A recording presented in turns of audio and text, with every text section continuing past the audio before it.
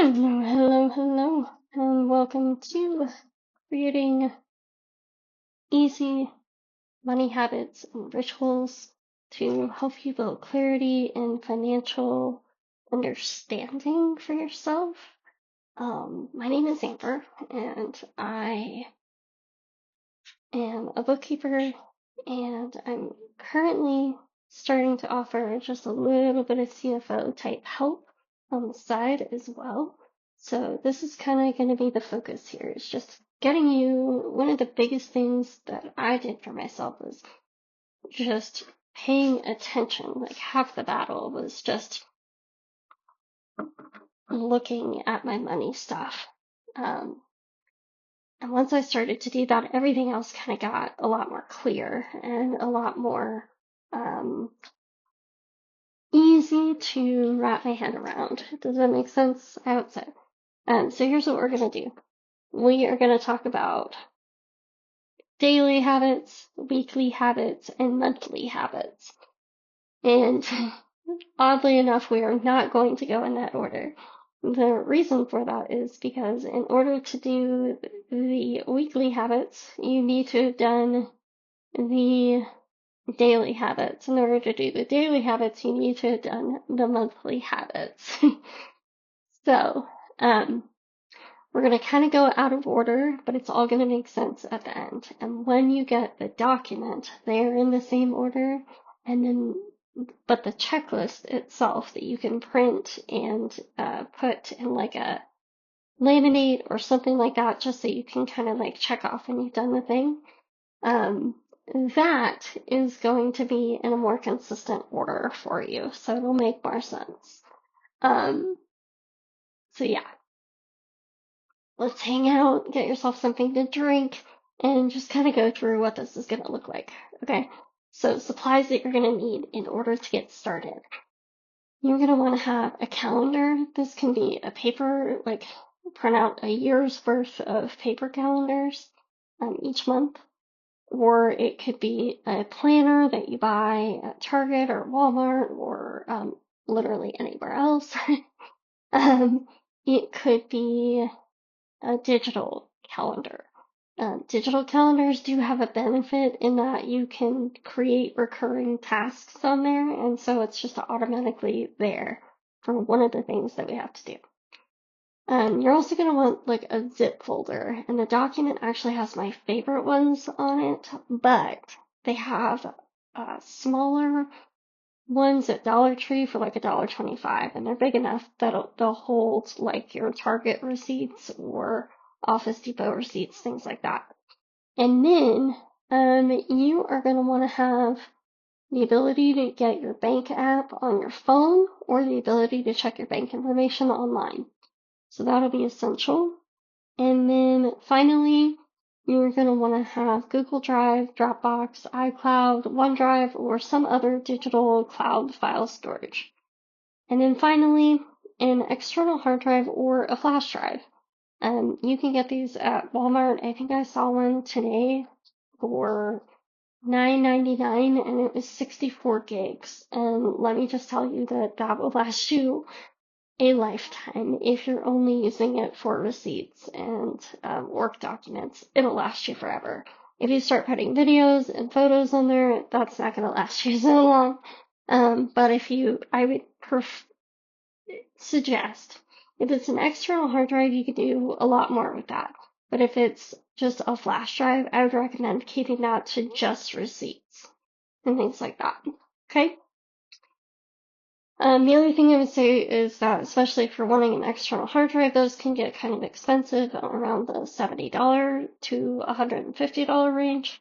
And so you don't necessarily need that right away, but I would recommend getting it within 3 months. So that'll give you some time to budget for the type and style that you want. Alright, so your first steps are just going to be to gather your supplies and then log into your bank app. You're going to go back through a couple months and just list out when your regular bills are auto-drafted out of your account. If you don't have your bills auto-drafting out of your account, I will say that that's the goal. Because truly it makes life so much easier. But if you don't have them auto drafted right now, you need to see kind of generally when those things are due and maybe put the due date in your calendar the week before. Just to remind you to go in and actually pay that. All right, and lastly, on your computer or in your cloud storage directly, you're going to want to create a file folder called the digital catch-all. And you can call it whatever you want. You can call it the dumping ground, you can call it the digital catch-all, like just a file that you are going to get into regularly, put things into, and then organize them at a later date. So that's what we're doing with this file. And that's it. Now you're ready to go. All right. So your first monthly task is actually going to be to add all the bills that you have due onto your calendar. And like I said, if you're using a digital calendar system, the really cool factor that you can do is just create a repeating event and just ensure that there is some kind of reminder set so that you're notified each time that a bill is going to come out or every time that the bill's like a couple days before the bill is due. If you are not currently already on your own payroll, I advise you to create pay dates for yourself and put those on the calendar as well. And you want to ensure that as often as possible, and I know especially starting out, it's really hard to get yourself paid, but you want to make sure that you are as often as possible able to pay yourself on a consistent basis. This is going to set up a pattern for you, which later on could be really, really helpful as you are growing, and if you become a corporation, you're already going to be used to being paid in a specific time. It also will help you prevent some of the commingling of funds that tends to happen when you're a sole trader or an LLC. If you have not listened to the top mistakes and how to fix them masterclass podcast, private podcast, I highly, highly recommend signing up for that one. It has a lot of great tips, and we go heavily into commingling and why that's such a serious thing and why it's so bad for your business. And then the last but not least, you want to pull a sales report and then just look at all the items that were sold that month. Okay? All right. Next, we're going to go into the daily tasks. And this is, like I said, the reason that we're going out of order will all make sense when we get to the weekly tasks. But in order to understand that, you need to have done the daily tasks. So here we are. Each morning, you're going to check, like right when you sit down to work, you're going to check your bank balance in your business bank account. And you can also do this for your personal bank account, but for your business bank account specifically, you are going to check your bank balance each morning. You are also going to, after you check that, look on your calendar to see if any transactions will be coming out in the next 1 to 3 days and making a note of those. You are going to move money around if necessary to make sure that those bills are covered. And last but not least, when you go to places like Target or you go to Home Depot or you go to Starbucks for a meeting or to work for a bit, you're going to take those receipts for those business expenses, if they are business expenses, and you're going to snap a picture of them and then upload them to your digital catch-all folder. You don't need to worry about labeling them, just upload them to the folder. Let's get them in the folder. And here's the reason that you're going to do this.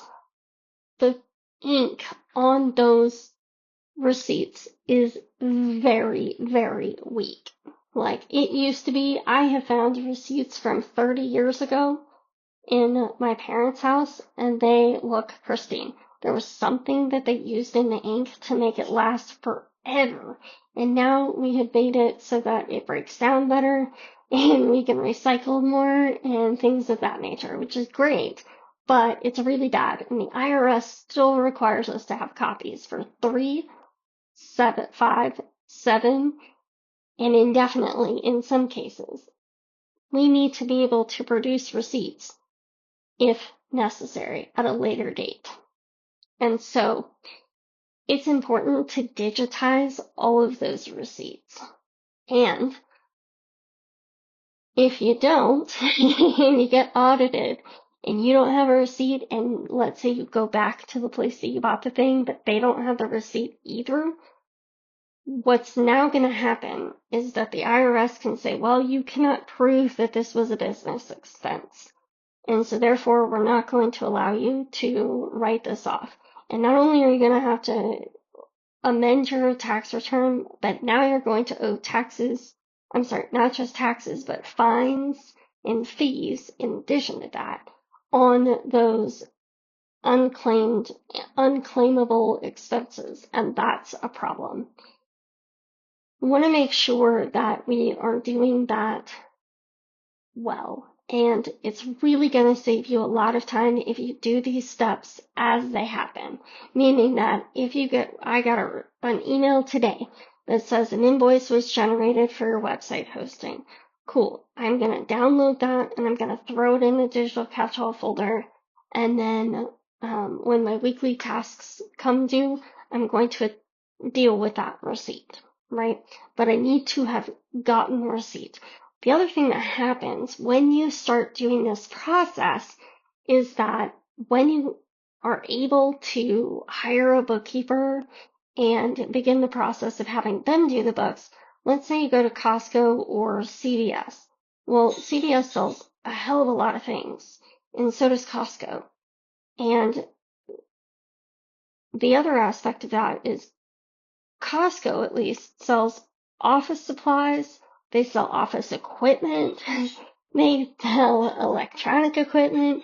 They sell office snacks and things like that. So even if the receipt is under $75, I actually encourage people, especially in places like that. Obviously, if you go to Maverick, which is a gas station here in Utah, 9 times out of 10, you're buying fuel there, right? Especially if the bill is above $35, $40, right?